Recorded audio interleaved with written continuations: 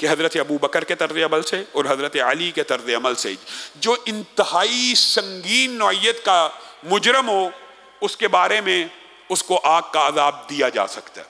मसलन हज़रत अबू बकर के दौर के अंदर हज़रत खालिद इब्न वलीद ने लेटर लिखा कि मैं एक ऐसी कौम पे आया हूँ अमीरुल मोमिनीन जो आप सोच भी नहीं सकते। क्या मैं सोच नहीं सकता? ये मर्द मर्दों के साथ शादियां करते हैं। तो हज़रत अबू बकर ने यह ऑर्डिनेंस जारी किया था उनको फिर जिंदा जला दिया जाए। गोया इस्लाम में इस तरह के संगीन नौइयत के जुराइम की सज़ा मौजूद है ये, लेकिन ये अमूम नहीं है। इसी तरह हज़रत अली ने भी अपने दौर में आग का अजाब दिया, और जब अब्दुल्ला इब्न अब्बास ने एतराज़ किया तो हज़रत अली ने उनको जवाब देते हुए कहा था कि उन्होंने सही तरह हदीस को समझा नहीं। बाद लोगों ने इस हदीस से ये मतलब दिया कि हज़रत अली ने रजू किया था। नहीं, सहाबा का ये एक सहाबा की जमात का ये मौक़िफ़ था कि आग का अजाब देना जायज़ है, एक सहाबा की जमात का ये मौक़िफ़ था कि आग का अजाब जायज़ नहीं है। लेकिन राजे बात ये है कि संगीन नौइयत के जो जुराइम हैं उनमें इस्लाम में इस तरह की सज़ाएँ देना कि लोगों को तादीब हो और दोबारा वो मुआशरे में जुर्म ना हो सके, ये बातें जायज़ और दुरुस्त है।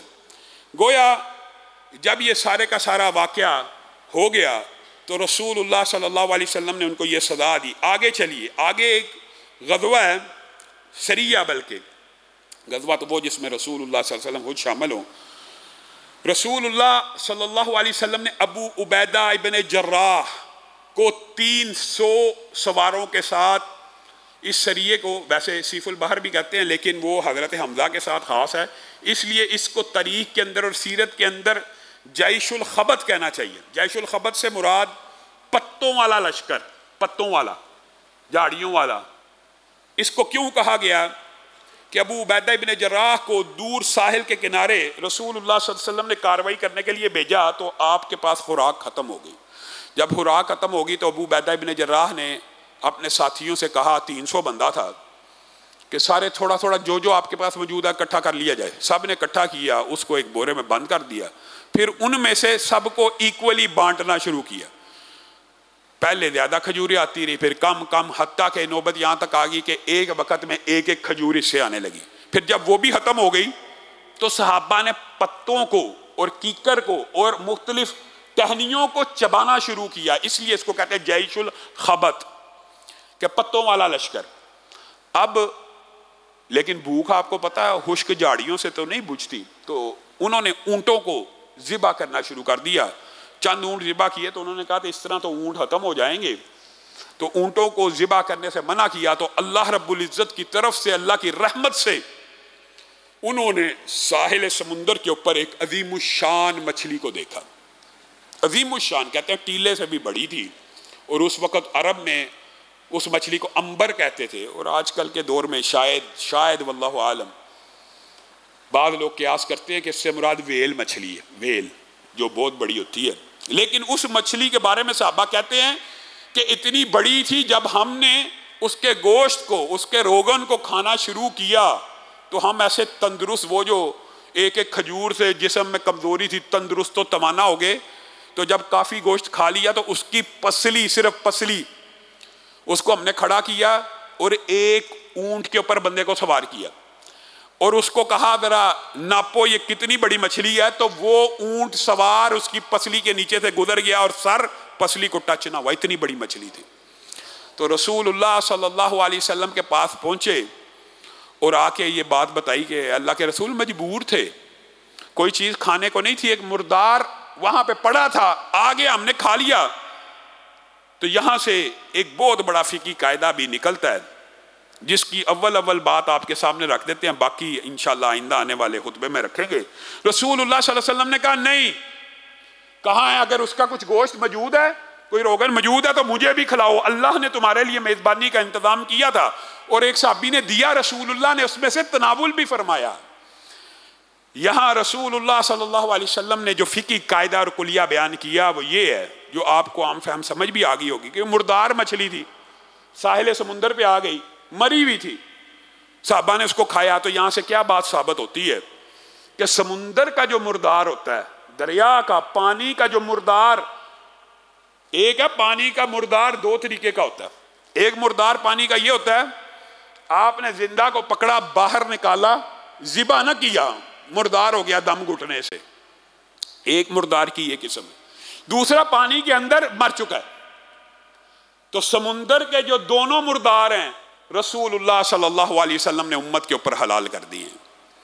और आप हैरान रह जाएंगे कि अगर अकल और ये जो आप कुलिये और कायदे सुनते हैं, हदीस जी कुरान से टकराएगी तो नहीं मानेंगे। सारे मुनकरीन हदीस मछली खाते हैं, सारे मुनकरीन हदीस, और कुरान पाक में मुर्दार हराम है। दो आयतें और वादे तौर पे हराम है मुर्दार, कुरान पाक में मुर्दार हराम है। और रसूलुल्लाह सल्लल्लाहु अलैहि वसल्लम ने कहा हमारे लिए दो मुर्दार हलाल कर दिए गए हैं, एक मछली को और एक जराद को। ये बाप तवील है लेकिन उसकी एक जुज़ बयान कर रहा हूं। गोया रसूलुल्लाह सल्लल्लाहु अलैहि वसल्लम ने समुंदर के मुर्दारों को हलाल कर दिया, कुरान में तो हराम है। इसका मतलब ये है कि रसूलुल्लाह सल्लल्लाहु अलैहि वसल्लम को भी मिसले कुरान वही दी गई है, और रसूलुल्लाह सल्लल्लाहु अलैहि वसल्लम कुरान के शारे हैं और इसकी तशरीह करने वाले हैं। जो तशरीह रसूलुल्लाह करेंगे वही मानी जाएगी। मुर्दार सारे हराम है, लेकिन जिसको रसूलुल्लाह कहते हलाल है वो उसको वादे कर देगा वो हलाल है। तो रसूलुल्लाह सल्लल्लाहु अलैहि वसल्लम ने उम्मत के ऊपर समुंदर के दोनों मुर्दार हलाल करार दिए, एक वो जो समुंदर में मर चुका हो और एक वो जिसको निकाला जाए और ज़िबा की हाजत न रहे, सांस घुटने से भी मर जाए।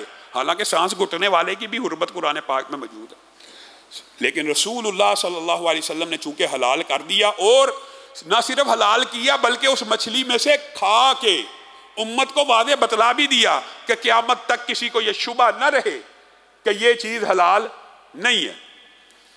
इससे एक कुलिया जो फ़िक़्ह का निकलता है, जिसकी तरफ मेरा दाती जहन भी, जिसको मैं यानी रुझान पाया जाता है, उलमा के इस हवाले से दो कबीले हैं। एक कबीला ये है कि उम्मत के उलमा का एक गिरोह समुंदर के हर मुर्दार को हलाल जानता है, यानी जो समुंदर में मरा हुआ उसको हलाल जानता है। और उम्मत का एक उलमा का गिरोह ये है कि सिर्फ उस मुर्दार को हलाल जानते हैं कि जिसको निकाला जाए तो मर जाए। तो बुनियादी तौर पे मेरा जो जाती जिसको मैं राजे समझता हूँ वो यही बात है, चूंकि समुंदर का मुर्दार हलाल करार दिया, समुंदर से निकाला जिंदा रहा, यह समुंदर के हुक्म में नहीं है।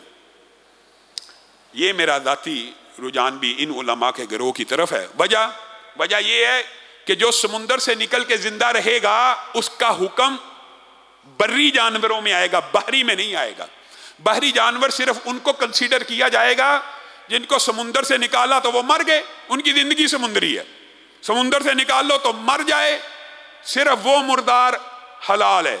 जो समुंदर से निकाला जाए और मरे ना जिंदा रहे, उसके बारे में जो रसूलुल्लाह सल्लल्लाहु अलैहि वसल्लम की हदीस हैं, चूंकि बात आ चुकी है और कन्फ्यूजन ना रहे, इंशाअल्लाह आइंदा आने वाले खुतबे में इस हवाले से अपनी बात का आगाज़ करके इस फ़िक़्ही कुलिये को बयान करके सीरत के जो सुलह हुदैबिया और उम्रे का जो वाक़या इंशाअल्लाह उसकी तरफ बढ़ेंगे। अल्लाह रब्बुल इज़्ज़त जो कहा गया, जो सुना गया, उसको समझने की तौफ़ीक़ इनायत फरमाए।